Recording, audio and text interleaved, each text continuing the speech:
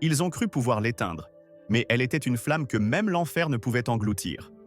Dans les ruelles crasseuses de la Courneuve, banlieue parisienne où la misère hurle plus fort que le vent, Marie Dubois avançait, silhouette d'acier drapée d'une rage incandescente. Cette femme noire, sculptée par les poings de Mike Tyson dans des gymnases enfumés, n'était plus la championne adulée des rings. Une blessure au poignet l'avait arrachée au projecteur, mais pas à sa fureur. Autrefois, Tyson lui avait appris à transformer chaque coup reçu en une arme, chaque insulte en carburant pour une vengeance sacrée. Ce soir-là, sous un ciel lourd de 2025, où les drones de surveillance bourdonnaient comme des vautours, Marie n'était pas seule. Elle portait le poids des regards méprisants, des insultes racistes crachées dans l'ombre. « Rentre chez toi, négresse !» et des mains brutales qui avaient osé toucher ses élèves, des filles d'immigrés comme elle, écrasées par un système pourri. Entraîneuse dans un sous-sol clandestin, elle forgeait ses jeunes âmes brisées en guerrières, enseignant non seulement la boxe, mais la révolte contre un monde qui les voulait à genoux.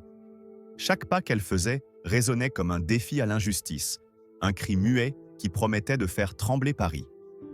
Sa colère, un brasier alimenté par des années de mépris, n'attendait qu'une étincelle pour tout consumer.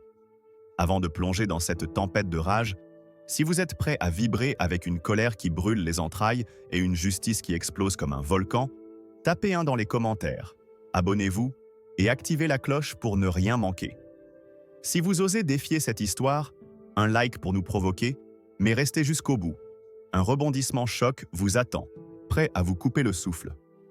Alors que Marie Dubois s'éloignait dans l'ombre, ses pas résonnant comme des coups de tonnerre sur le pavé usé, la banlieue de la Courneuve se dressait autour d'elle, tel un labyrinthe de béton où l'espoir semblait étouffé par le poids de l'oppression. Ce quartier, à la lisière de Paris, était un cri silencieux, un creuset de misère où les immeubles délabrés abritaient des âmes marquées par le mépris. Ici, en 2025, les drones de surveillance planaient au-dessus des tours, leurs yeux froids captant chaque mouvement, mais jamais la douleur des habitants. La Courneuve n'était pas seulement un lieu, c'était une blessure ouverte, où les immigrés, les Noirs, les Arabes, étaient mis relégués à l'ombre d'une France qui vantait l'égalité tout en les écrasant sous ses bottes. Les murs, tagués de slogans rageurs, « Liberté ou mort », portaient les stigmates d'une révolte contenue, prête à exploser. Dans ce décor, la discrimination raciale n'était pas un secret murmuré, mais une lame plantée dans le cœur de la communauté. Les habitants, comme Marie, entendaient les insultes crachées par les passants, les sales nègres ou « retourne au bled » lancés par des lâches protégés par l'uniforme ou l'anonymat. Les contrôles d'identité musclés, les fouilles humiliantes dans les ruelles sombres, étaient le pain quotidien des jeunes du quartier. Les femmes, surtout, payaient un prix cruel. Leurs corps étaient vus comme des proies par ceux qui se croyaient intouchables. Marie le savait mieux que quiconque. Elle avait vu des adolescentes, comme sa protégée Fatima, rentrer en pleurs, les bras marqués par des mains brutales, les regards éteints par la honte. Cette nuit-là, alors que le vent froid de l'automne sifflait entre les barres d'immeubles, l'air portait une odeur de sel, de sueur et de menace. Une odeur que Marie reconnaissait comme le prélude à une guerre. La Courneuve n'était pas seulement un lieu de désespoir, c'était aussi un foyer de résistance. Dans les sous-sols humides, des cercles clandestins se formaient. Des femmes, des mères, des sœurs apprenaient à frapper, à se défendre, guidées par des figures comme Marie. Ces salles d'entraînement, éclairées par des néons vacillants, étaient des sanctuaires où la rage se transformait en puissance. Mais ce soir-là, l'injustice avait pris une forme plus odieuse encore. Quelques heures avant que Marie ne marche dans ces rues, un incident avait secoué le quartier. Un groupe de jeunes, dont la petite sœur de Fatima, Amina, avait été arrêté lors d'une descente de police. Les officiers, riant grassement, avaient jeté des insultes racistes, traitant les adolescents de singes et de parasites. Amina, à peine 15 ans, était revenue tremblante, son hijab arraché, son visage marqué par une gifle. Fatima, en apprenant cela, avait pleuré de rage, mais Marie, elle, n'avait pas versé une larme. Sa colère était un volcan, une lave brûlante qui ne demandait qu'à jaillir. Cette injustice n'était pas nouvelle, mais elle était devenue insupportable. Les habitants de la Courneuve vivaient sous un joug invisible, où chaque regard d'un policier, chaque sirène dans la nuit, était une menace. Les drones, censés garantir la sécurité, ne faisaient qu'amplifier la peur, leurs caméras captant les visages des jeunes pour les ficher comme des criminels. Les statistiques officielles parlaient d'égalité, mais dans ces rues, l'égalité n'était qu'un mensonge peint sur des affiches électorales. Les habitants étaient des ombres pour le système, des numéros à contrôler, des corps à discipliner. Marie, avec sa stature imposante et son regard d'acier, refusait d'être une ombre. Elle marchait, non pas comme une victime, mais comme une guerrière, ses poings serrés prêts à répondre à quiconque oserait franchir la ligne. Ce qui rendait cette nuit différente, c'était une rumeur qui courait dans les cafés du quartier, un murmure porté par le vent. Une vidéo circulait, filmée par un inconnu, montrant des officiers de police brutalisant un autre jeune, un garçon d'origine sénégalaise, à 2 rues de là. Cette vidéo, encore confidentielle, était une étincelle dans un baril de poudre. Marie n'en savait rien encore, mais elle sentait l'orage approcher. Chaque pas qu'elle faisait dans la Courneuve était un défi lancé à l'obscurité, un cri muet contre un système qui avait trop longtemps prospéré sur le silence des opprimés. Les lampadaires clignotaient, complices d'une nuit qui puait l'injustice, mais Marie n'était pas seule. Derrière elle, dans l'ombre, Fatima suivait, son téléphone à la main, prête à capturer ce que personne n'osait nommer. Cette nuit-là, la Courneuve n'était pas seulement un quartier, c'était un champ de bataille. Les murs, les pavés, les regards des habitants portaient une colère ancienne, une rage héritée de générations humiliées. Marie, forgée par les leçons de Tyson, « Quand il te frappe, fais-les tomber plus bas encore », était l'incarnation de cette révolte. Elle ne marchait pas pour elle seule, mais pour Amina, pour Fatima, pour chaque femme et chaque jeune qu'on avait tenté de briser. Et ce que Paris ignorait encore, c'était que cette nuit marquerait le début d'une tempête, une explosion de fureur qui ébranlerait les fondations d'une ville endormie sous son vernis d'égalité. Les drones pouvaient être bien surveillés, les uniformes pouvaient être bien paradés, mais rien ne pourrait arrêter la vague qui montait, une vague portée par une femme qu'on avait sous-estimée une fois de trop. Alors que Marie Dubois s'enfonçait dans les ruelles de la Courneuve, ses pas claquant comme des coups de fouet sur le pavé, l'atmosphère du quartier vibrait d'une tension prête à exploser. Le vent d'automne, chargé d'une humidité poisseuse, portait l'écho des sirènes lointaines et des murmures de révolte. La banlieue, avec ses tours grises et ses murs tagués de cris de colère, semblait retenir son souffle, comme si elle savait que cette nuit ne serait pas comme les autres. Marie, silhouette imposante drapée dans un manteau noir, avançait, son regard perçant l'obscurité, ses poings serrés comme des grenades prêtes à éclater. Elle venait de quitter une réunion clandestine avec les femmes du quartier, où les récits d'humiliation raciste et de brutalité policière avaient attisé sa rage. Ce soir-là, elle ne marchait pas seulement pour elle, mais pour Amina, la sœur de Fatima, et pour toutes celles que ce système pourri avait tenté de réduire à néant. Soudain, un grondement sourd brisa le silence. Une voiture banalisée, phare éteint, surgit d'une ruelle adjacente, ses pneus crissant sur l'asphalte humide. 3 ombres en uniforme en descendirent, leur rire gras tranchant l'air comme des lames. Luc Martin, un homme au visage taillé comme une hache, s'avança le premier, son regard luisant de mépris. « Alors, la négresse, on parade toute seule dans cette tenue ?» cracha-t-il, sa voix imbibée d'un racisme si brut qu'il en était presque palpable. Pierre Dubois, adossé à la portière, ricana, ses doigts jouant avec une matraque, tandis que Jacques Lefebvre, le plus jeune, lançait des regards nerveux mais complices. « T'as rien à faire ici, sale africaine », ajouta Pierre, ses mots trempés de venin, comme s'il savourait l'idée de l'humilier devant les ombres du quartier. Marie s'arrêta net, ses muscles se tendant sous son manteau, forgé par des années sous les ordres de Mike Tyson, où chaque coup reçu était une leçon de survie. Elle ne répondit pas immédiatement. Ses yeux, 2 braises dans la nuit, balayèrent les 3 hommes comme s'ils n'étaient que des insectes. Luc, enhardi par l'alcool et l'arrogance, s'approcha trop près, son souffle empestant l'anis. « Tu crois que t'es intouchable, hein, princesse du ghetto ?» lança-t-il, avant d'oser l'impensable.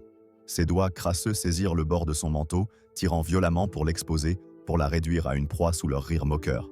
« Montre-nous ce que t'as, négresse !» hurla-t-il, sa voix résonnant dans la ruelle comme un défi au silence. Ce fut l'étincelle. Quelque chose en Marie se brisa, non pas sa dignité, mais la digue fragile retenant une fureur vieille de décennies.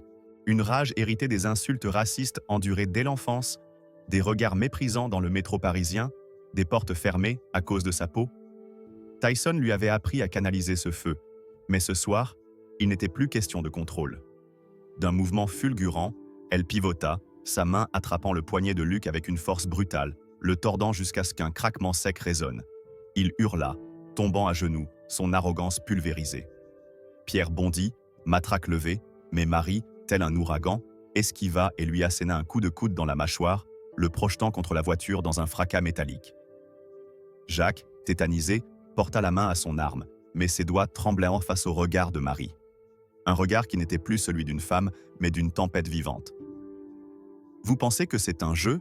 gronda-t-elle, sa voix basse et tranchante, comme un couperet prêt à tomber.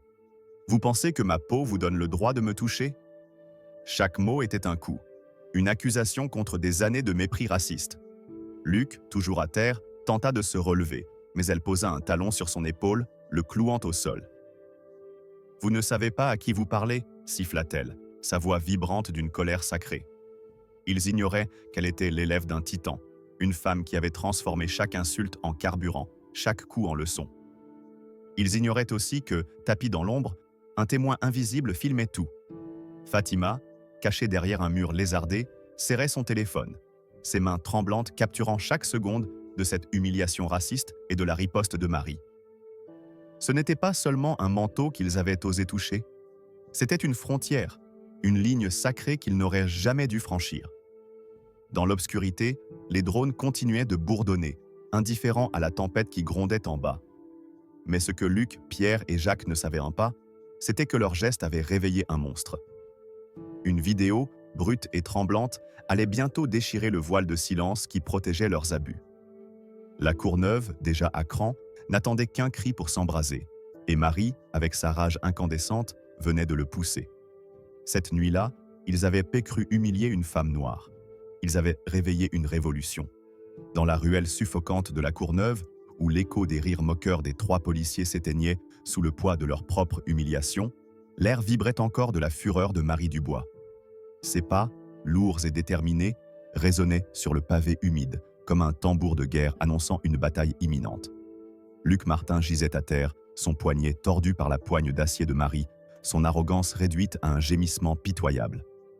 Pierre Dubois, plié en deux contre la voiture, crachait du sang, son rictus narquois effacé par le coup de coude précis qui lui avait brisé la mâchoire.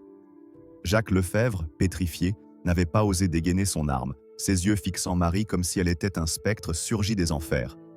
Mais ce n'était pas fini. Loin de là. La nuit, complice de l'injustice, venait d'être éventrée par une rage plus ancienne que les tours grises du quartier, une rage nourrie par des décennies de mépris raciste et d'abus impunis. Marie, immobile un instant, respirait lentement, son souffle régulier contrastant avec la tempête qui grondait en elle. Ses muscles, sculptés par les leçons brutales de Mike Tyson, frémissaient encore sous son manteau noir, une armure d'obscurité qui semblait absorber la lumière des réverbères. « Vous pensez que votre uniforme vous protège ?» siffla-t-elle, sa voix basse et tranchante comme une lame de guillotine. « Vous pensez que ma peau vous donne le droit de me traiter comme une bête ?» Chaque mot était une flèche empoisonnée, visant non seulement Luc, Pierre et Jacques, mais tout un système qui avait prospéré sur le silence des opprimés. Elle s'avança vers Luc, toujours à terre, et planta son talon dans le creux de son épaule, le clouant au sol avec une précision froide. « Vous avez cru que j'étais faible parce que je suis noire ?» gronda-t-elle, sa voix montant comme un orage. « Vous avez cru que je plierais ?» Ce n'était pas seulement une question, c'était une déclaration de guerre. Luc, le visage tordu par la douleur, osa un rictus. « Sale négresse, tu vas regretter ça » marmonna-t-il. Mais avant qu'il ne puisse finir, Marie pivota, son poing s'abattant comme un marteau sur son torse, lui arrachant un cri étouffé. Pierre tenta de se redresser, mais elle l'empoigna par le col, le soulevant presque du sol, ses yeux brûlants d'une colère sacrée. « Vous ne savez rien de moi » murmura-t-elle, chaque syllabe chargée d'une fureur qui semblait faire trembler les murs de la Courneuve. « Vous ne savez rien de ce que je porte, de ce que ce quartier porte. » Ce qui rendait cette confrontation unique, c'était une révélation brutale. Dans l'ombre, un drone clandestin, piraté par un groupe de hackers du quartier, avait capturé chaque seconde de l'altercation. Ces jeunes, des ombres anonymes de la Courneuve, avaient détourné la technologie de surveillance pour retourner l'arme du système contre lui. Ce drone, invisible dans la nuit, enregistrait non seulement l'agression raciste des policiers, mais aussi la riposte fulgurante de Marie, transformant cet instant en une bombe numérique prête à exploser.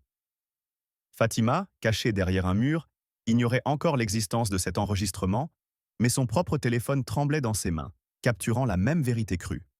Cette double preuve, l'une humaine, l'autre technologique, était une arme nouvelle, un cri digital qui allait déchirer le voile de l'impunité.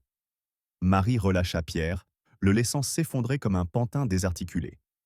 Elle se tourna vers Jacques, qui reculait instinctivement, ses mains levées en un geste futile de défense.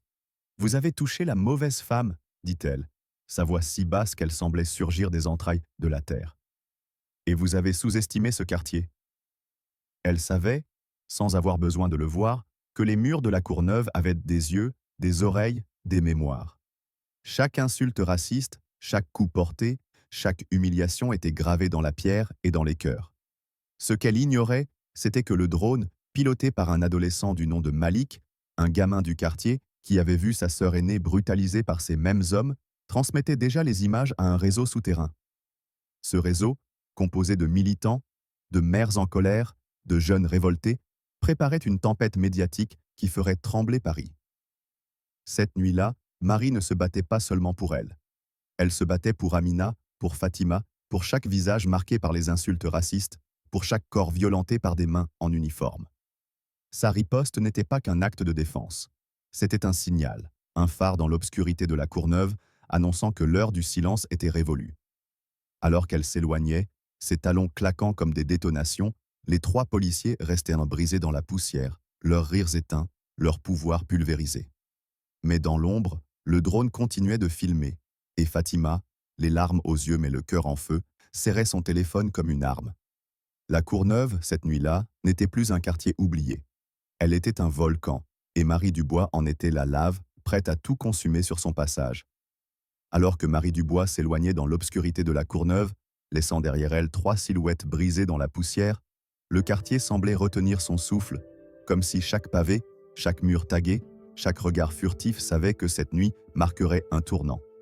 Les lampadaires clignotaient, complices d'une tension qui saturait l'air, tandis que les drones de surveillance, ces vautours mécaniques, continuaient de planer, indifférents à la tempête humaine qui grondait en bas. Marie, son manteau noir flottant comme une bannière de guerre, marchait avec une détermination froide, ses poings encore serrés, son cœur battant au rythme d'une rage ancienne. Elle n'avait pas seulement humilié Luc Martin, Pierre Dubois et Jacques Lefebvre, elle avait fissuré un mur, celui d'un système qui prospérait sur le mépris raciste et l'impunité. Mais ce qu'elle ignorait encore, c'était que dans l'ombre, une adolescente, Fatima, serrait un téléphone qui portait une vérité explosive, une vérité capable de faire vaciller les fondations de Paris. Fatima, cachée derrière un mur lézardé, tremblait, mais pas de peur. Ses yeux, rougis par les larmes, brûlaient d'une colère nouvelle, une colère forgée par des années d'humiliation raciste, par les insultes crachées sur sa peau brune, par les mains brutales qui avaient marqué sa sœur Amina la veille. Ces mêmes hommes, Luc, Pierre, Jacques, l'avaient coincée près du métro, riant alors qu'ils arrachèrent à son foulard, la traitant de sale arabe et de parasite. Elle n'avait rien dit à Marie, par honte, par peur de briser l'image de force que son entraîneuse incarnait. Mais ce soir, en suivant Marie dans l'obscurité, mue par un instinct qu'elle ne comprenait pas encore, Fatima avait trouvé sa voie. Son téléphone, un vieux modèle cabossé, avait capturé chaque seconde de l'altercation. Les insultes racistes, le geste obscène de Luc tirant sur le manteau de Marie, et la riposte fulgurante qui les avait réduits à néant. Mais il y avait plus. Dans l'ombre, un autre témoin, invisible, avait tout vu. Malik, un hacker adolescent du quartier, avait piraté un drone de surveillance et enregistré la scène sous un angle implacable, transformant cette nuit en une arme numérique. Fatima, le cœur battant, s'éloigna du mur, ses pas précipités résonnant dans la ruelle. Elle courut jusqu'à un petit appartement au-dessus d'une épicerie où une ampoule nue éclairait un ordinateur vétuste. Ses doigts tremblants tapèrent un titre brut. La vérité sur les flics de la Courneuve. Mais une autre vidéo, plus ancienne, surgit comme un coup de tonnerre. Une caméra de rue montrant Fatima et Amina, bousculées, insultées, brutalisées par ces mêmes hommes. « Sale petite terroriste !» avait ricané Pierre, arrachant le foulard d'Amina. Moreau claqua le dossier sur la table, se leva et descendit au rez-de-chaussée où les trois hommes attendaient, inconscients de la tempête qui fondait sur eux.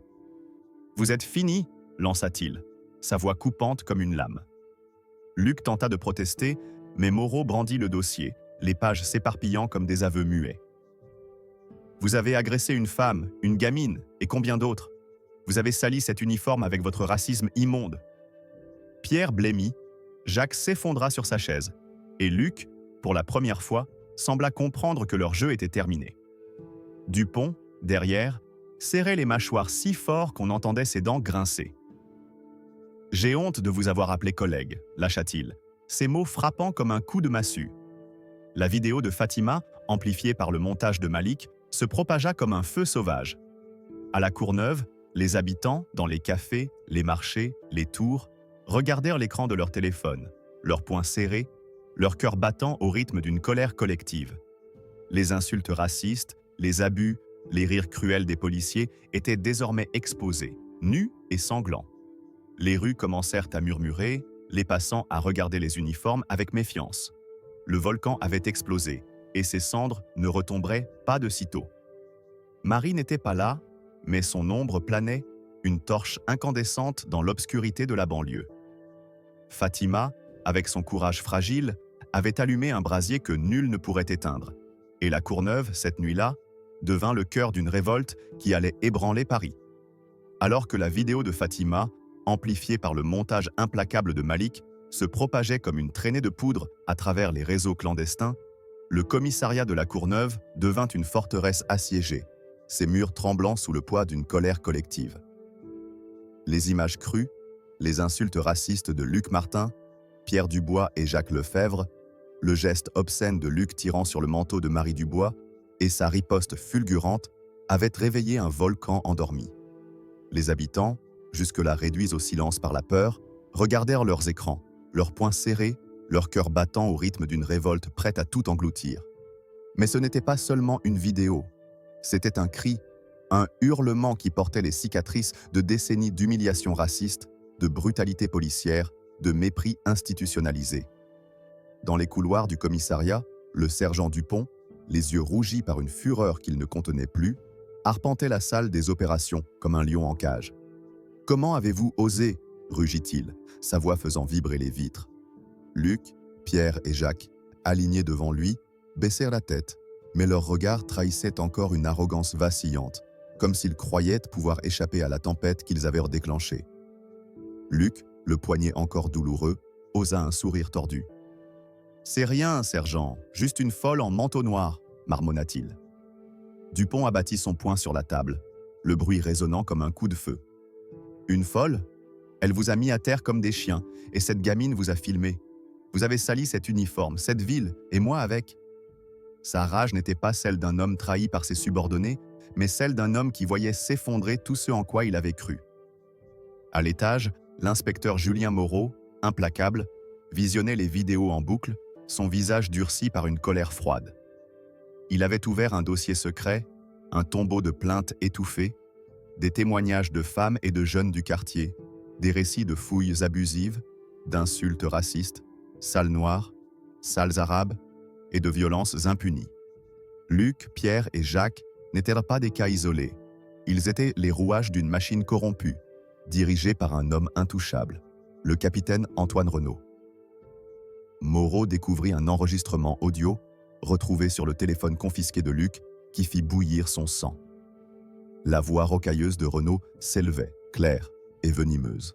« Fais ce que tu veux avec ces filles du ghetto, mais sois discret. » C'était une conspiration, une pourriture enracinée dans la hiérarchie, une machine qui broyait les faibles pour protéger les puissants.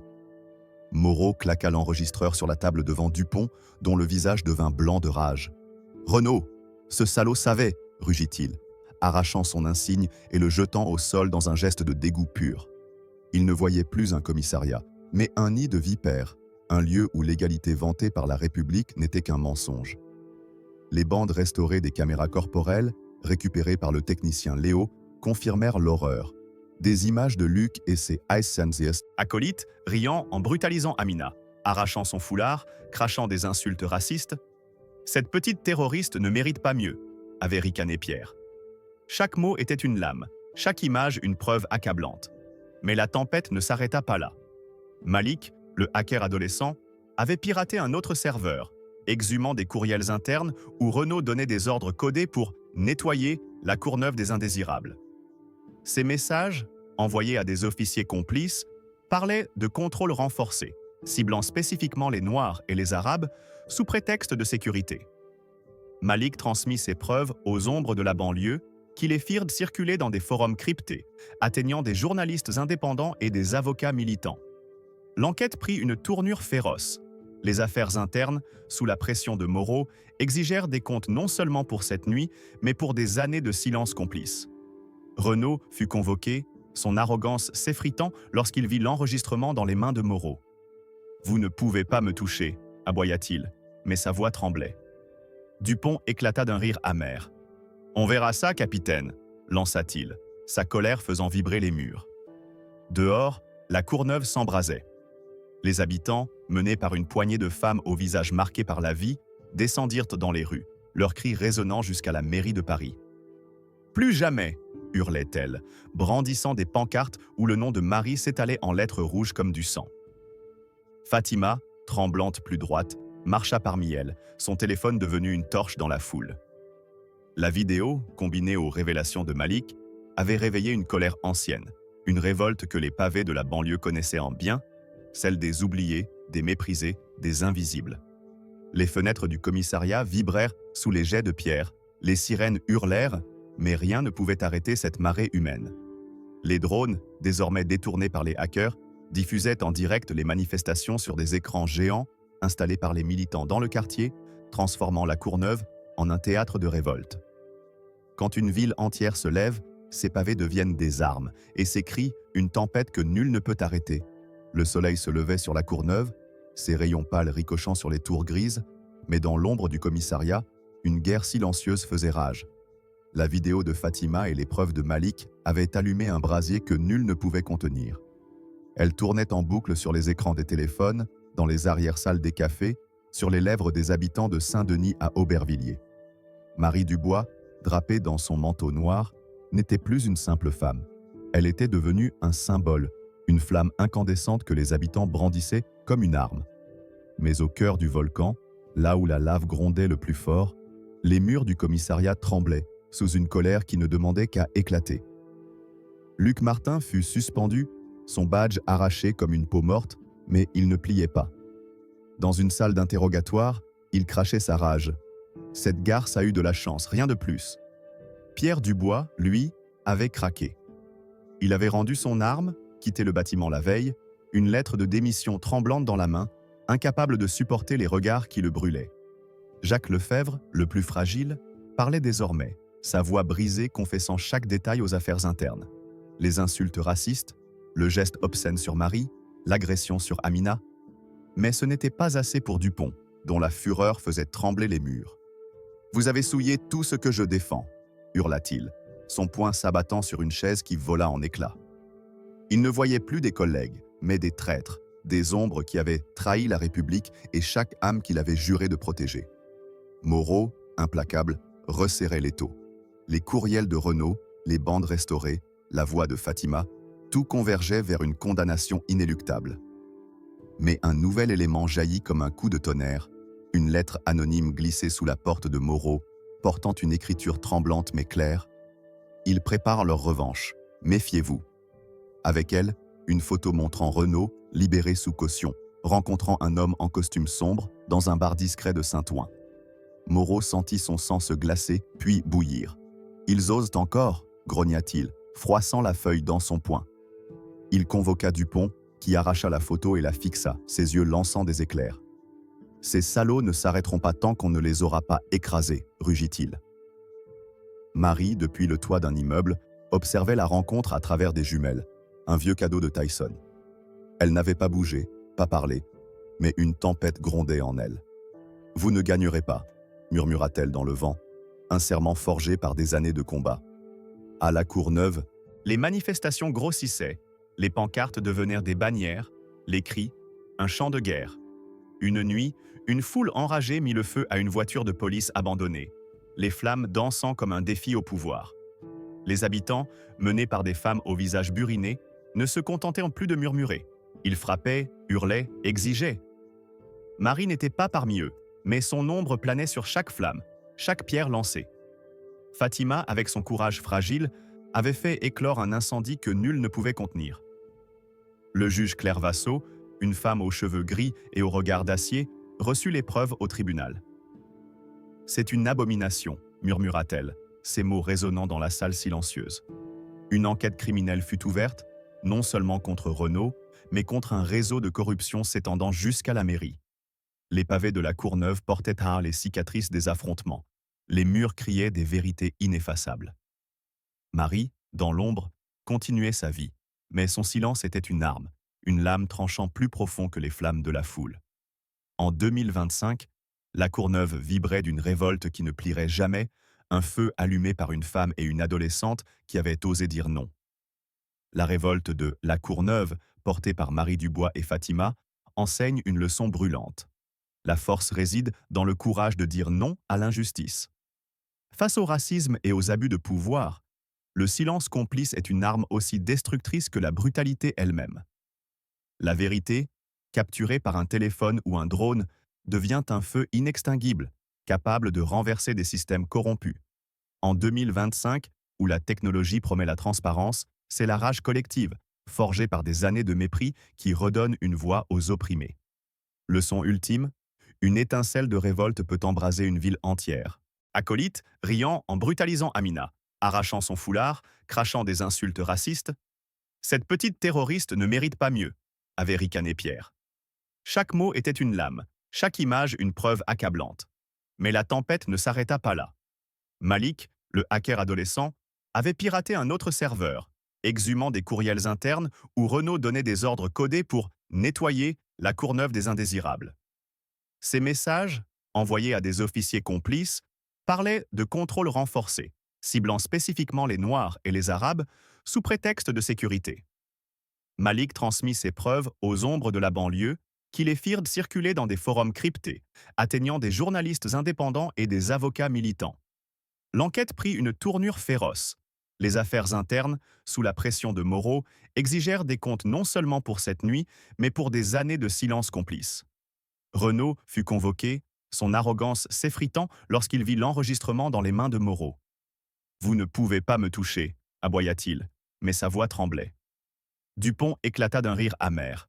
« On verra ça, capitaine », lança-t-il, sa colère faisant vibrer les murs. Dehors, la Courneuve s'embrasait. Les habitants, menés par une poignée de femmes au visage marqué par la vie, descendirent dans les rues, leurs cris résonnant jusqu'à la mairie de Paris. « Plus jamais !» hurlait-elle, brandissant des pancartes où le nom de Marie s'étalait en lettres rouges comme du sang. Fatima, tremblante plus droite, marcha parmi elles, son téléphone devenu une torche dans la foule. La vidéo, combinée aux révélations de Malik, avait réveillé une colère ancienne, une révolte que les pavés de la banlieue connaissaient en bien, celle des oubliés, des méprisés, des invisibles. Les fenêtres du commissariat vibrèrent sous les jets de pierre, les sirènes hurlèrent, mais rien ne pouvait arrêter cette marée humaine. Les drones, désormais détournés par les hackers, diffusaient en direct les manifestations sur des écrans géants installés par les militants dans le quartier, transformant la Courneuve en un théâtre de révolte. Quand une ville entière se lève, ses pavés deviennent des armes, et ses cris, une tempête que nul ne peut arrêter. Le soleil se levait sur la Courneuve, ses rayons pâles ricochant sur les tours grises, mais dans l'ombre du commissariat, une guerre silencieuse faisait rage. La vidéo de Fatima et les preuves de Malik avaient allumé un brasier que nul ne pouvait contenir. Elle tournait en boucle sur les écrans des téléphones, dans les arrière-salles des cafés, sur les lèvres des habitants de Saint-Denis à Aubervilliers. Marie Dubois, drapée dans son manteau noir, n'était plus une simple femme. Elle était devenue un symbole, une flamme incandescente que les habitants brandissaient comme une arme. Mais au cœur du volcan, là où la lave grondait le plus fort, les murs du commissariat tremblaient, sous une colère qui ne demandait qu'à éclater. Luc Martin fut suspendu, son badge arraché comme une peau morte, mais il ne pliait pas. Dans une salle d'interrogatoire, il crachait sa rage. Cette garce a eu de la chance, rien de plus. Pierre Dubois, lui, avait craqué. Il avait rendu son arme, quitté le bâtiment la veille, une lettre de démission tremblante dans la main, incapable de supporter les regards qui le brûlaient. Jacques Lefebvre, le plus fragile, parlait désormais, sa voix brisée confessant chaque détail aux affaires internes.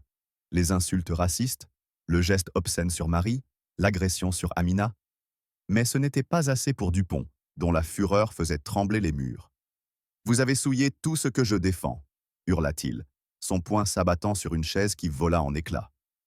Il ne voyait plus des collègues, mais des traîtres, des ombres qui avaient trahi la République et chaque âme qu'il avait juré de protéger. Moreau, implacable, resserrait l'étau. Les courriels de Renaud, les bandes restaurées, la voix de Fatima, tout convergeait vers une condamnation inéluctable.